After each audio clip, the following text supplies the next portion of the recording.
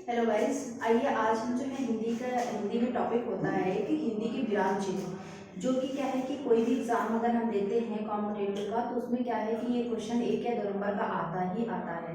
1 number का तो जरूर एक बार क्वेश्चन पूछ लेते हैं, आप चाहे जिस चीज़ की तैयारी कर रहे हो, नहीं यहाँ पे पूछेंगे तो आपके रीजनिंग में पूछ लेंगे। और आपका जैसे यूपीपी के हो गए, पुलिस की भर्तियाँ हो गई, टेट की हो गई, सुपर टेट की हो गई, तो हिंदी का ये बहुत इंपॉर्टेंट पार्ट है विराम चिन्ह, जिनकी क्या होता है कि हम बचपन से पढ़ते आते हैं कि कहाँ कहाँ पे विराम लेना है, कैसे स्टॉप होना है, क्या चीज़ कैसे सेंटेंस को कंप्लीट करना है। तो कहीं कहीं पे क्या होता है कि सेंटेंस लिखा होता है तो उसमें जो है गलतियाँ भी पूछ लेते हैं कि बताइए सेंटेंस लिखा हुआ है तो पूर्ण विराम लगना है, नहीं लगाया है, वहाँ पे अर्ध विराम का इस्तेमाल किया गया है, तो ये सारी पहचान भी आपको करनी पड़ती है। तो फिर इन सारी चीज़ों को जो है क्या होता है कि हम लोग भूल चुके होते हैं, तो क्वेश्चंस जो है यहाँ से पूछ लिया जाता है, तो उनको जो है आइए अब आज हम ध्यानपूर्वक देखते हैं और इनको अच्छे से पढ़ लेंगे ताकि जो है हमारा पेपर आए तो उसमें हम आसानी से कर सकें। तो इन विराम चिन्हों की पहचान करने के लिए क्वेश्चन आता ही आता है, जो कि हम बोल चुके हैं, तो इस पर बहुत अच्छे से ध्यान देंगे। सबसे पहले क्या होगा कि पूर्ण विराम जो है आपका फुल स्टॉप, तो ये तो अंडरस्टूड ही है ही कि फुल स्टॉप किस प्रकार से लगता है आपका, ये बहुत ही कॉमन सी चीज़ है, ये सब लोग बता लेंगे। फिर आपका आता है जैसे कंफ्यूजन कहाँ पे जाती है, अर्ध विराम में। सेमीकोलन जो है ये पूछ लेंगे कि ये बताइए किस प्रकार का विराम है, और उसके बाद अल्प विराम पूछ लेते हैं। तो हम कहाँ पे कंफ्यूज हो जाते हैं, अर्ध विराम में और अल्प विराम में, कि ये इसमें अल्प विराम में क्या है कि अर्ध विराम में क्या है कि ये भी विराम ही लग रहा है, ये भी विराम लग रहा है, तो इनमें कंफ्यूजन हो जाती है। तो आप लोग इसको जो है बहुत अच्छे से देखेंगे कि अर्ध विराम क्या है, अर्ध विराम का चिन्ह कैसा किस प्रकार से लगाया जाता है, और अल्प विराम का यहाँ पे यानी कि थोड़ी देर रुकना है। फिर आपका आता है प्रश्नवाचक। प्रश्नवाचक में क्या है कि आपको सीधे से पता है, कुछ चीजें मैंने बोल दी है पहले ही कि कुछ ऐसे चिन्ह हैं जो कि कॉमन है, सबको पता ही है, जो इसमें बहुत इंपॉर्टेंट होते हैं, जिनसे क्वेश्चन ज्यादा पूछे जाते हैं, उनको भी हम हाईलाइट कर देंगे। फिर आपका आता है विस्मयवाचक में। विस्मयवाचक में भी पता है कि ये इस तरीके से होता है कि हम यूज तो कर लेते हैं लेकिन पता नहीं होता है किस तरीके से क्या करना है। अब आता है आपका निर्देशक। उसके बाद में निर्देशक चिन्ह देखिए यहाँ पर ऐसे है, और एक पॉइंट और आएगा आपका यहाँ पर योजक चिन्ह। देखिए इसका चिन्ह भी इसी तरीके से बनाया गया है। तो यहाँ पर क्या है कि इसका डिफरेंस पता होना चाहिए कि योजक और निर्देशक में क्या डिफरेंस है। तो निर्देशक में क्या होता है, आइए समझते हैं कि मान लीजिए कि कोई चीज हमने बताई हुई है, निर्देश दिया हुआ है, तो वहां पर क्या करेंगे, निर्देश के रूप में ऐसे एरो कर देंगे, तब आता है निर्देशक चिन्ह हो जाता है।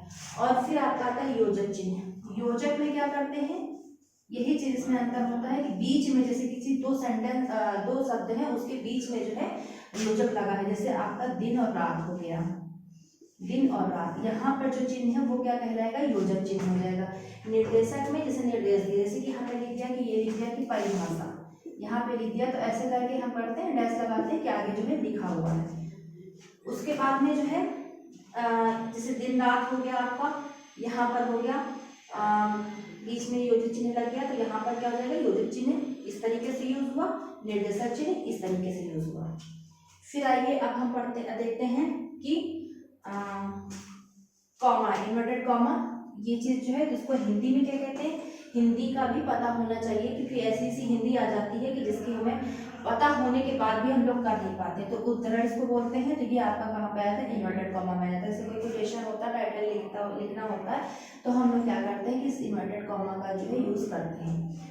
उसके बाद में कई योजक चिन्ह जो हम बता चुके हैं, योजक चिन्ह इस तरीके से लगाया जाता है। फिर आपका आता है विवरण चिन्ह, यानी कि किसी चीज के विवरण अगर हम दे रहे हैं तो उसके बाद में क्या है ऐसे करके लिखा होता है, जैसे कि नोट्स वगैरह हम देखते हैं तो उसका विवरण लिखा होता है, तो फिर इसी चिन्ह का यूज किया जाता है। फिर आपका कोष्टक आता है, कोष्टक यानी कि ब्रैकेट। ब्रैकेट भी कई तरह से होते हैं, एक इस तरीके से होता है, ये होता है, फिर ये होता है। फिर उसके बाद में क्या होता है, लागू चिन्ह। लागू चिन्ह क्या होता है कि ये यहाँ पर ऐसे यूज किया जाता है, ऊपर से कोई शब्द लिखा हुआ उसके ऊपर जो यूज किया जाता है उसको लागू चिन्ह कहते हैं। फिर आपका आता है हंस पद। हंस पद में क्या होता है कि जैसे कोई सेंटेंस हमने लिखा हुआ है, वहाँ पे कोई चीज छूट गई, मान लीजिए यहाँ पे जो है की आना था लेकिन छूट गया, तो उस पर क्या कहते हैं ऐसे हंस पद, यानी कि चिड़िया के तरीके से आम भाषा में बोल देते चिड़िया के पद, लेकिन नहीं होता। यहाँ पे मान लीजिए की छूट गया, तो की लिखने के लिए हम लोग क्या करते हैं, इस तरह के हंस पद का इस्तेमाल करते हैं। प्रयोग करते हैं।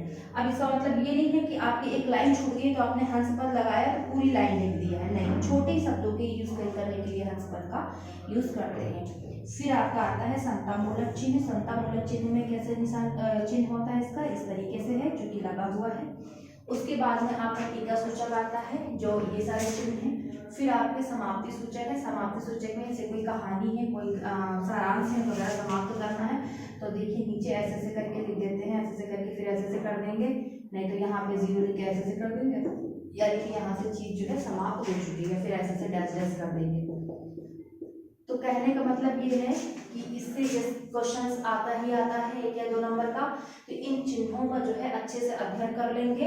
इनमें जो है आपका ये अर्धविराम, अल्पविराम, इससे क्वेश्चन पूछ लेता है ज्यादातर, और आपका विस्मयवाचक से पूछ लेंगे, और इसमें योजक चिन्ह और आपका ये क्या कहते हैं निर्देशक चिन्ह, ये इंपॉर्टेंट हो जाएगा आपका। और हंस पद का तो रहता ही है, हंस पद पता भी रहता है।